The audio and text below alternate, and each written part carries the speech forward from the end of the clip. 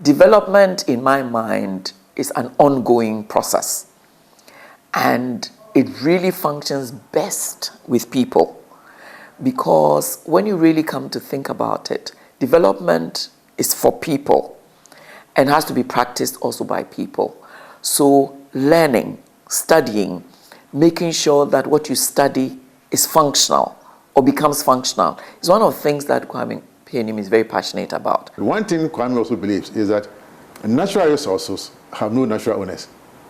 So you may have a lot of natural resources in your country. If you haven't developed the human ingenuity to develop those resources, then they may be in your own country, but they may not belong to you. And so Kwami believes in the human ingenuity. You cannot do development or economics without thinking about the people.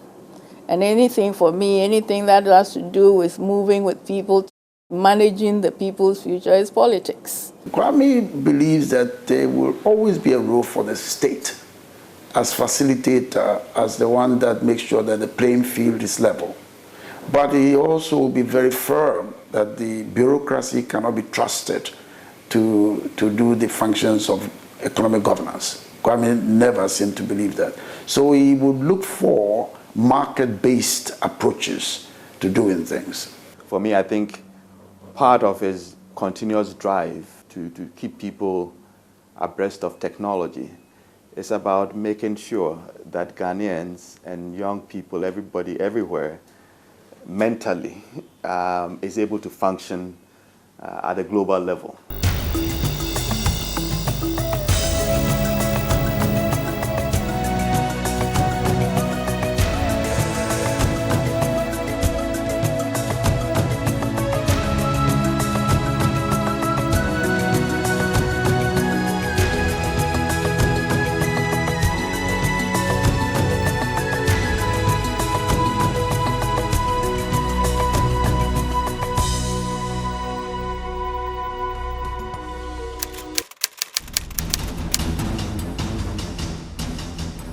Development economics is very important to societies that want to constantly grow, evolve and make new advancements in both industry and technology. Understanding economics is important for countries in Africa if they want to move from developing or underdeveloped to developed nations. There is an African renowned development economist and financial consultant with diversified work experience in the international arena and in the public and private sectors of the Ghanaian economy. I guess different people have to define who is Kwami Pianim. To me, I'm a citizen of Ghana, citizen of ECOWAS, citizen of Africa, and a global citizen. And what I do on a day-to-day basis, I'm a development economist. As an economist, his philosophy is multidimensional, but a consistent theme has been the essential incompatibility between the economic agenda of poor nations, or what ought to be their economic agenda, and the priorities of the Bretton Woods system. Kwami Pianim holds a BA Honours in Economic and Political Science from the University of New Brunswick, Canada, in 1963, and an MA in Economics from Yale University, USA in 1964. I was born in Kumasi and brought to the village to stay with my grandmother when I was about maybe 3 years old. And when I attained the age of going to school, my grandmother just took me to the Methodist school that was there. So in the village in Achinekum, that's where I started school. When I got about 13, there was a latte teacher in Achinekum, Labi, and he decided that I should go and sit for the common entrance because he thought I was smart. So he took me to Kumasi to sit for the common entrance, and I ended up in Achimode school where I did my O-levels and A-levels. And I actually went to Canada on a University of Ghana scholarship to learn history, to come and lecture as a history professor at the University of Ghana. After our high school certificate, we were both candidates for scholarship awards, Commonwealth Scholarship Award. And so we met in the waiting room, 2 from Machimoto School and 2 from Fransman School. There were others, but we recalled our 2 schools because we were also rival institutions. And that's where we met. And I got the scholarship to go to United Kingdom, and he got to go to Canada. And when I got to Canada, I didn't like the history of fishing. So I turned and did philosophy, politics, economics, and I ended up with a double honors degree in economics.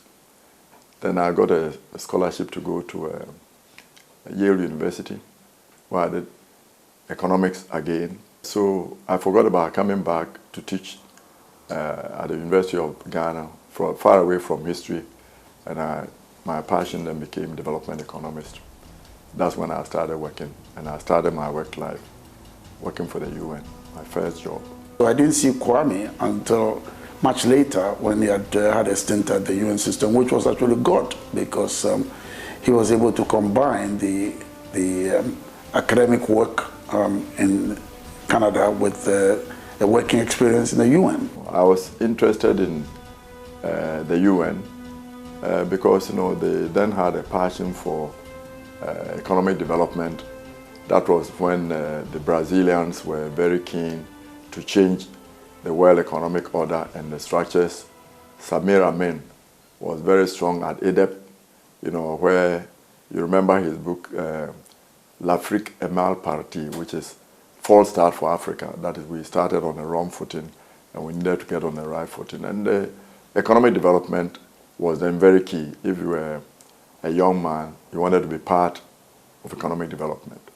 When he came back during the time of the Second Republic to virtually head the Ministry of Finance and Economic Planning, and it was natural that we came together to work particularly on the Honorable J.H. Benson at the time. And the other coincidence was that my now late wife went to Achimota School and was very fond of Kwami as a prefect. So she was very happy to relink with her prefect. So we had that as well, and then our two wives got to know each other very well. So we also became like family friends. I met my wife in Canada. She's Dutch, Cornelia Den Hartog. I've worked with him for at least 8 years, closely 8 years. And his vision really is to see Ghana become socio-economically developed. And that is really what drives him. My vision is to see an economically integrated Africa and Africa holding its own in the world. An Africa that is economically independent and contributing its culture to the world. Everybody being there for the community, not what we have been taught, capitalism, socialism, this and that, but the African culture of each being each other's keeper. One of the things I can say for him is that he really believes in the value of people. So he's a people's person. He is also very truthful. I mean, his integrity is something that you can always hold him to. He's also very hardworking and believes in the possibilities of making a difference. So I would even call him a very proactive kind of person.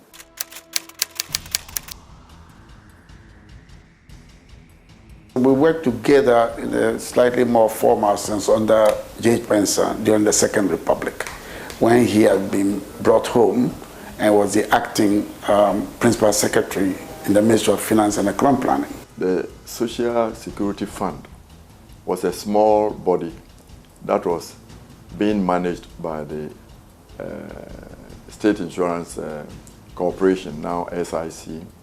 Mr. Adibo was the guy who was in charge of it. And Mr. J.H. Mensah, who was then the Minister for Finance, whom I had known because I had been doing some work on East African Economic Cooperation when I was at the UN in Addis Ababa, and he was then an economist with the Economic Commission for Africa. He invited me actually to come to Ghana to work with him when he became Minister for Finance. So I came on a leave of absence from the UN to work with him. And he put me in charge of the committee that was set up to explore how we can expand the fund into a full-blown insurance trust. It was interesting because one of the trade union, the Secretary General of the trade union, whom we were working with, A.M. Isifu, insisted that the fund we're setting up should be an insurance scheme for workers, it should be a trust, it should be a welfare, social security. So my task was trying to come up with a name that reflected all the concerns and aspirations of the trade unions. So I remember about, where the Omari bookshop used to be, Labone, that was my house. Sitting there about 3 a.m. And then I thought maybe I found a name, SSNIT, Social Security and National Insurance Trust. And of course, the next morning at 8 a.m. when we went to the meeting, Mr. Isifu was very appreciative. He accepted it. And so to me, that was quite a significant contribution in terms of, if you look at Ghana now, what it has become. SNET is now the biggest investment fund that we have, pioneering a whole lot of things and leading. So I think that I had the opportunity given to me by J.H. Mensah to have been part of the establishment of SNET.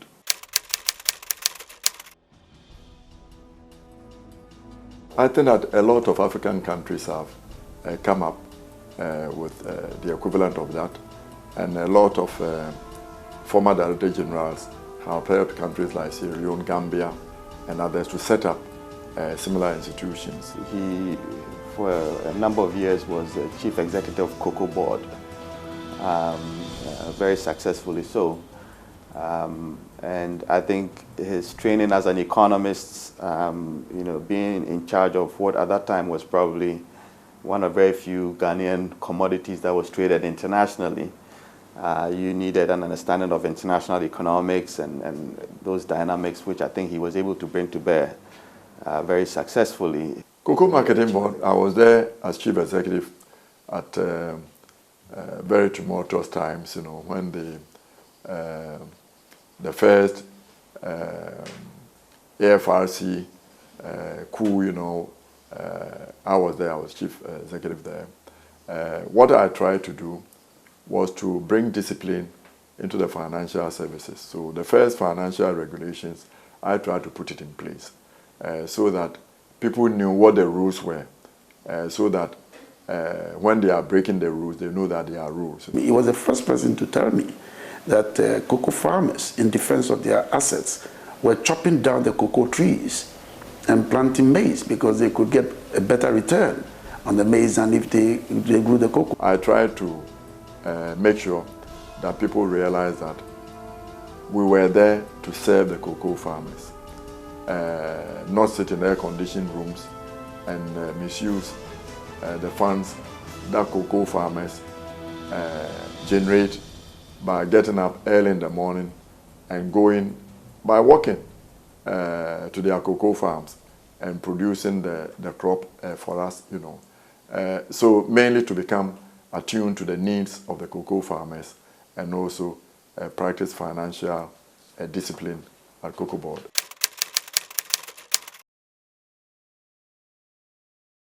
I know Kwami Pianim has been very passionate about ensuring that people understand the use of money, not only for the now, but also for the future.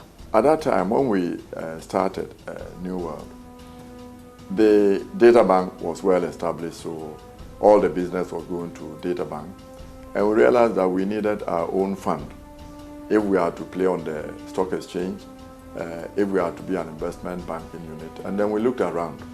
And I remember that my mother and friends who were trading in textile, what they did to create money where there was no money was that at the end of the month, they formed what was a type of susu. At the end of the month, each one of them would put £2 down. There were 10 of them, so that generated £20, which was given to one of them. So that person then got about £20, which they were able to deposit with JB Oliphant, with UAC, those type of companies who then made them wholesalers, so they could buy at wholesale and retail. And by doing that, they funded everybody. The Ghana National Association of Teachers had decided sometime in 1997, under the previous General Secretary, Mr. Paul Osemensa, that there had to be a way of us satisfying our members' needs for financial sustenance. Mr. Kwami Pianim played a role when he was chief executive of New World, because New World was an advisor to the teachers group. New World Securities, as we are now called, we used to be New World Renaissance because we sold 70% of the stake to Renaissance of Russia. We didn't like the way they were managing the company, and the chief executive had a very difficult pregnancy, and I thought they were not treating her well. To me, pregnancy is precious. It's not a disease. I'm a man. My pain level is very, very low.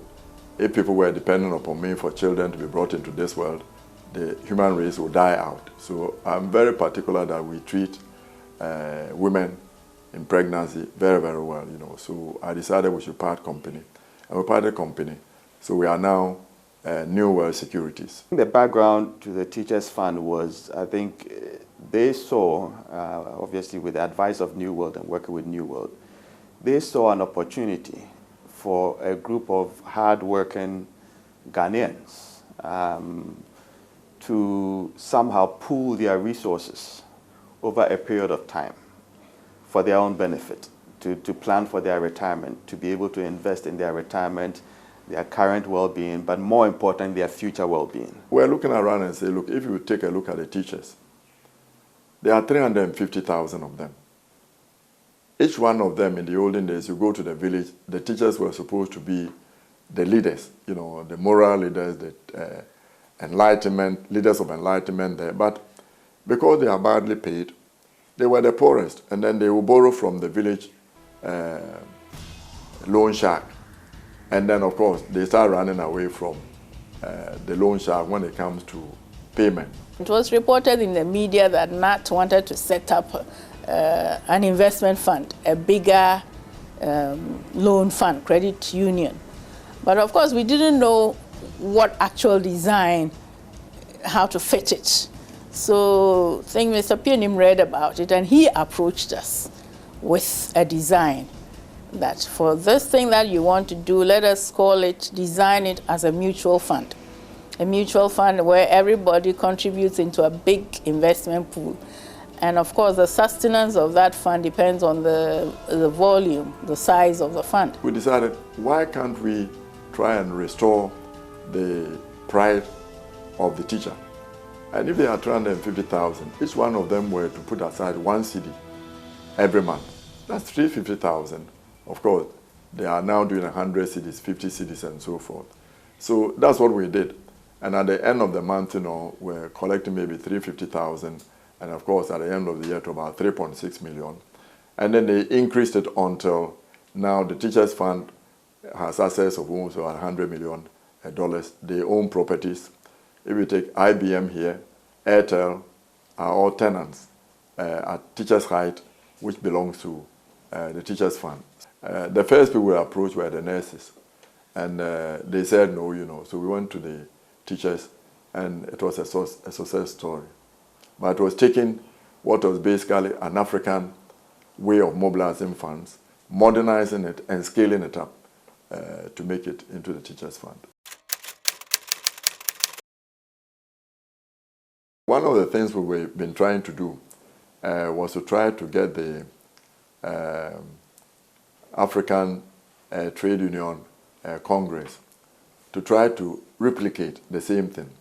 Can you imagine they have almost about, the workers in Africa, about 80 million if you take Nigeria, everybody together.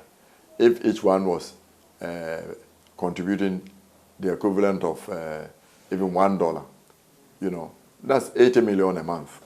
And imagine if this was invested in some of the natural resources, like the petroleum industry, like the gold mining industry. The workers in Africa will help Africa become significant stakeholders in the development and exploitation of our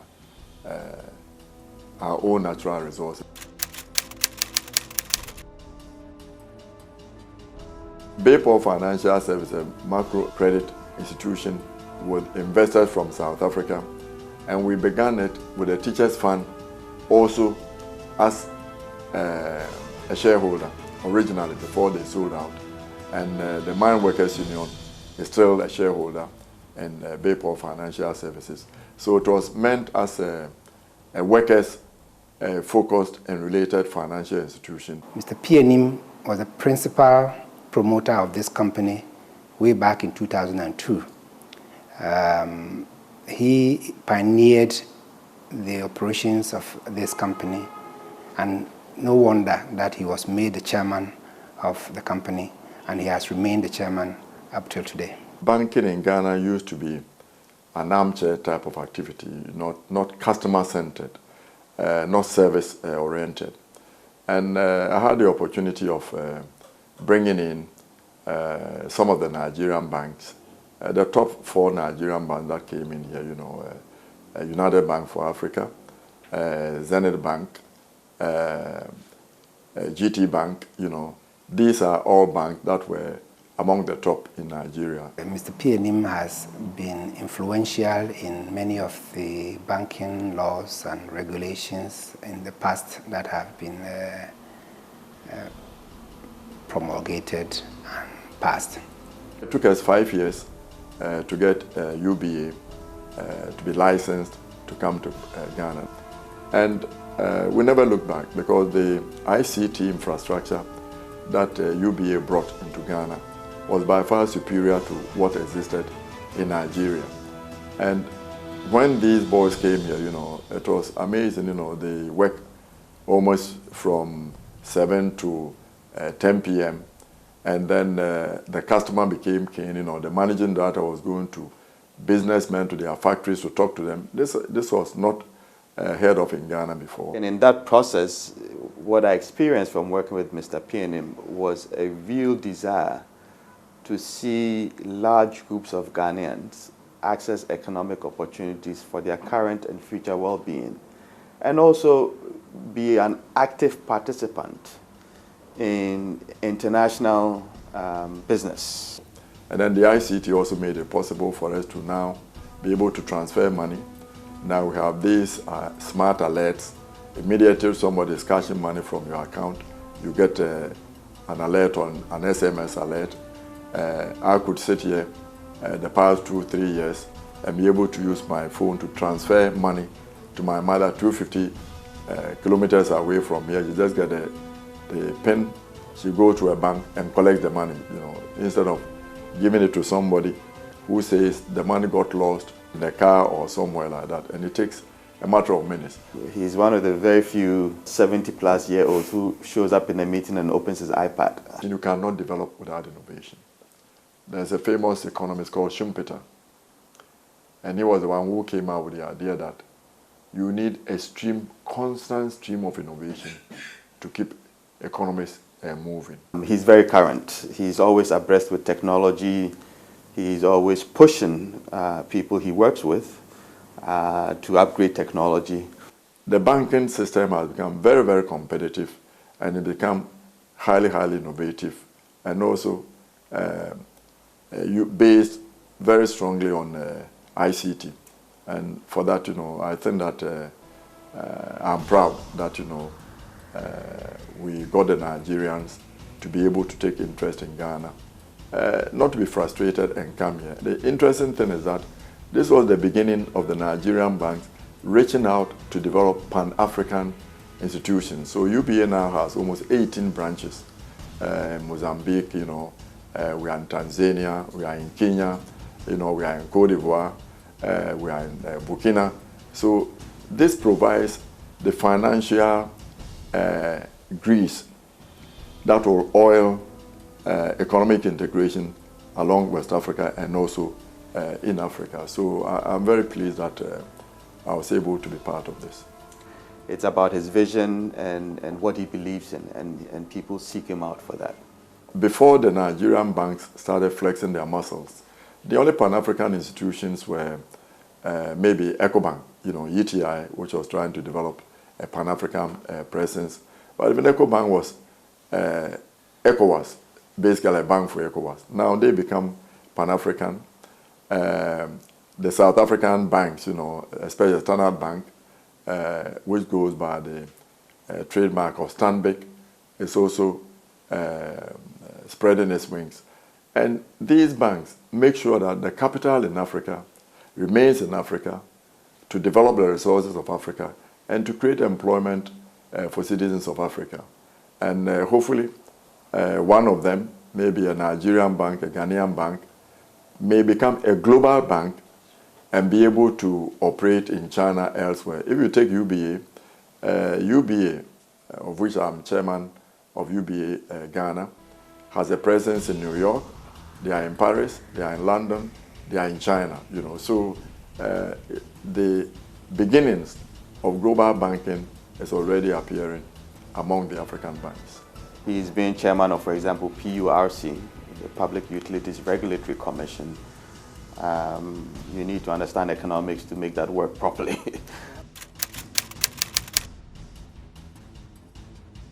Many people who are not necessarily politicians, some ordinary Ghanaians know the name Kwami Pianim. Kwami is a person with very strong convictions.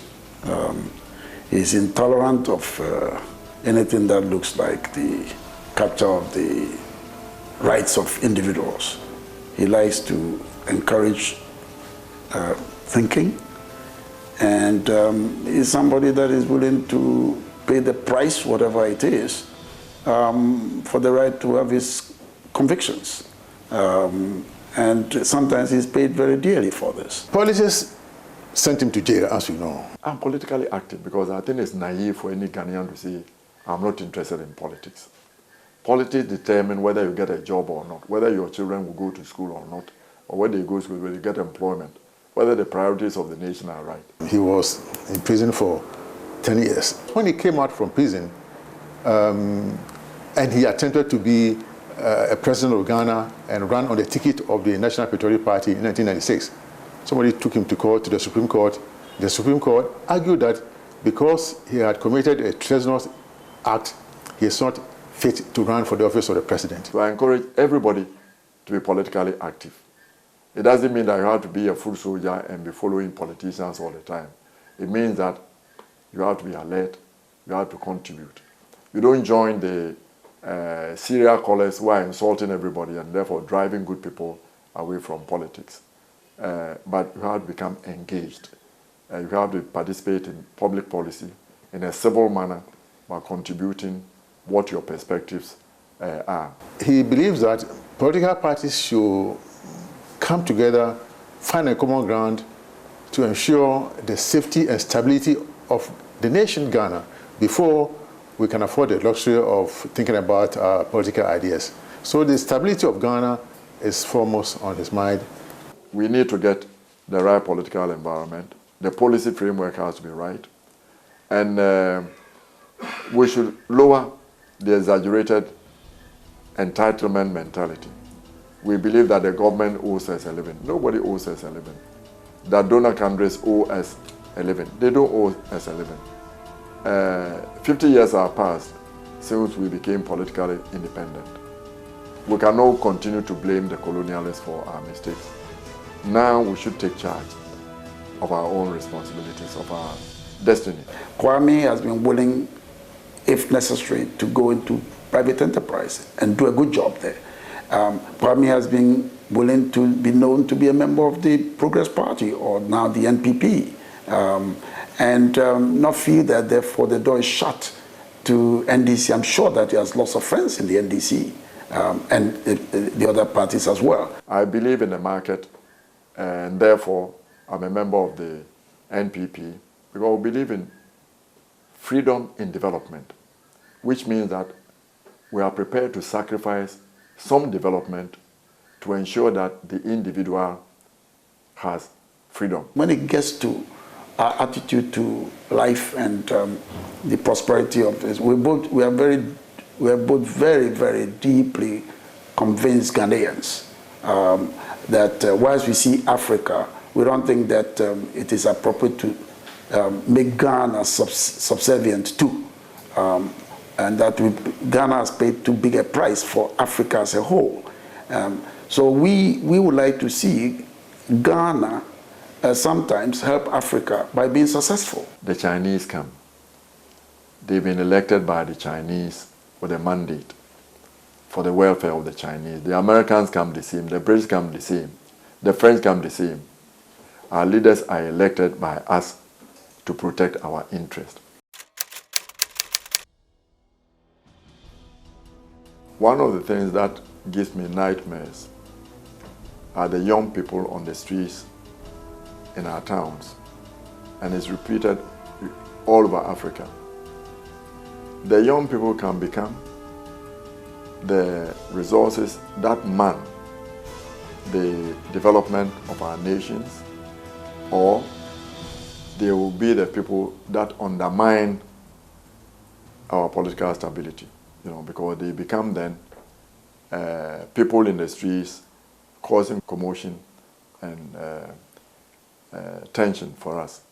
But we need to educate them so that they become trainable, so that they can then become the people who then force, are in charge of economic development. So youth employment is what every country should be aiming for.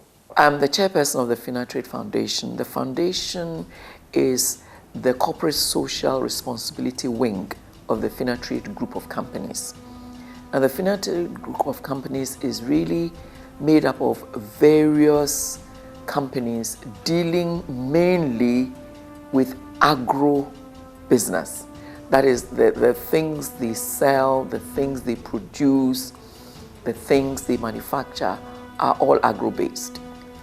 And so the foundation has been set up to ensure that each of the companies makes a contribution which will be used in promoting the development of agriculture, starting at the universities. The credit should go to Nabil Mukasel, who is the chief executive of the Finatrade group of companies. He came to us, Kwami Kwanza, myself, Joyce Ayi, whom we put on the board, and said, look, and I'm Kalenzi, who joined us later, and said, what can we do to improve agriculture? The Finatrade group believes firmly that the future of Ghana rests with the way we manage agriculture at all its levels. Its study, its practice. How can you say you are an agriculturist when you finished, you have a degree in agriculture? You don't even know how to drive a tractor. You haven't used a planter before. You haven't used a harvester before. So we said, okay, and you might not even have tried to grow anything before.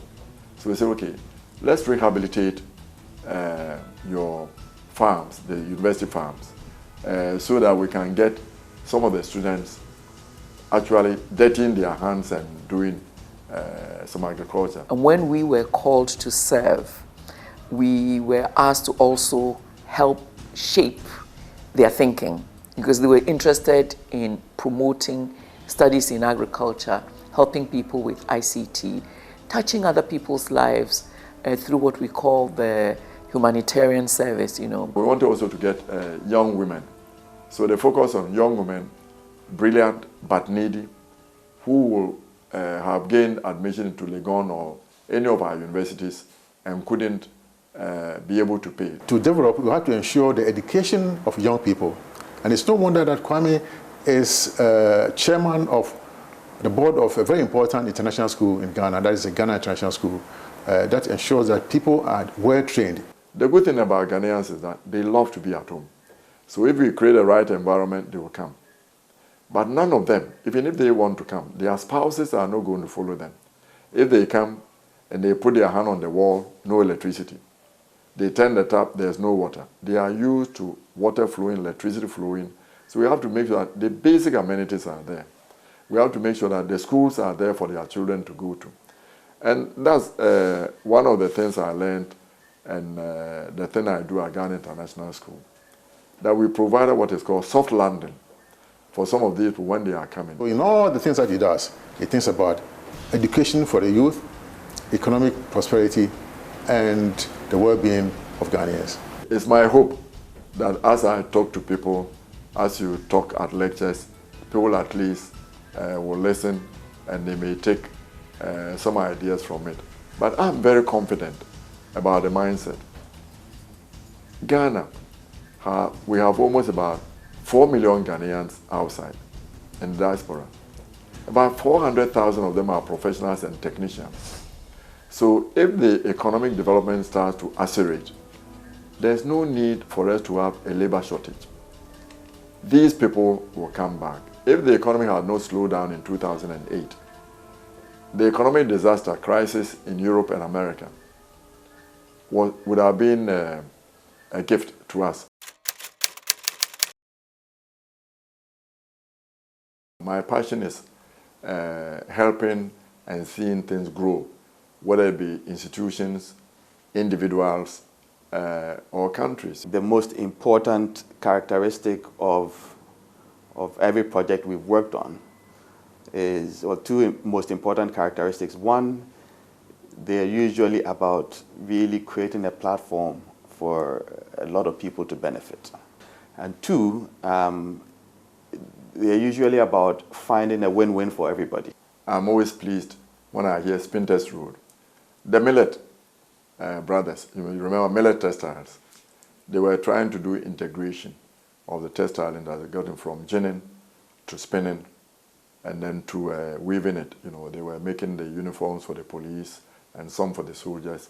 So they came to me. I did a feasibility study for them. I arranged for the supplier's credit.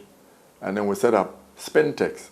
And Spintex, we couldn't find a place in the Accra industrial area. So they looked for a place around the Tema motorway. And that time, you know, there was just a small road there. And now it is Spintex Road because we put Spintex there. When I hear Spintex Road, I'm encouraged. When I'm driving past on Independence Avenue and I see Nat Height, you know, Teachers Fund there, I'm pleased, you know, when I'm driving past and I see a place like Novotel. I'm pleased, you know, that's one of the projects I did together with Mr. Kofi Annan, who was the managing director of the Tourist Development Company.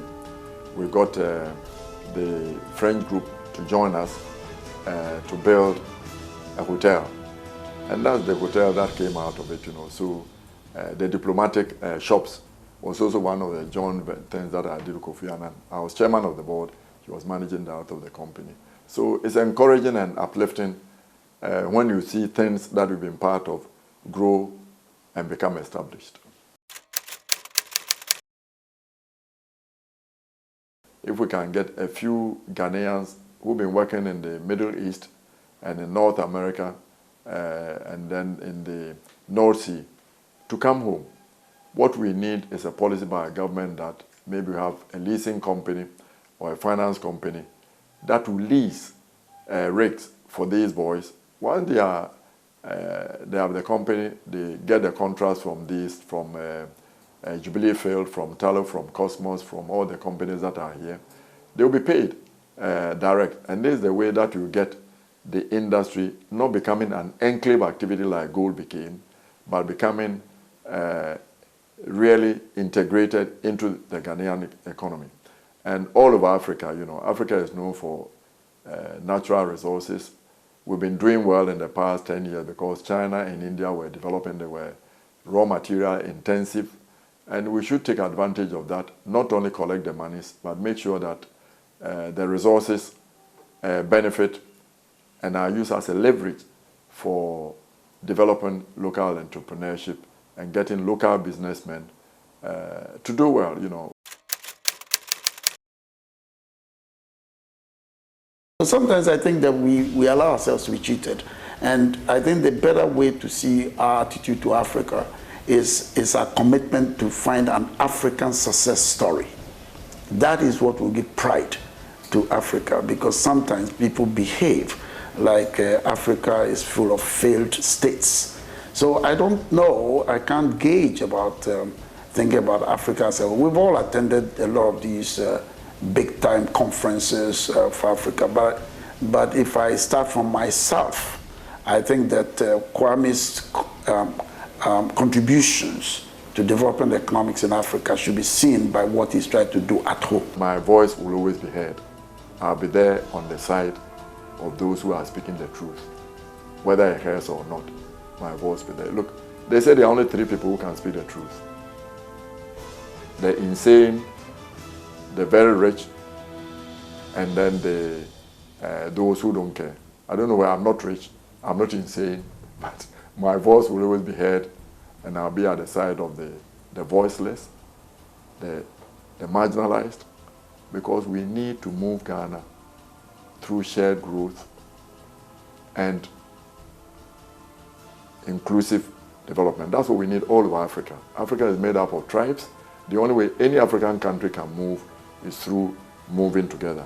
The only way all the nations in Africa can move is moving together. So we are condemned to demonstrate to the world that there is unity in diversity.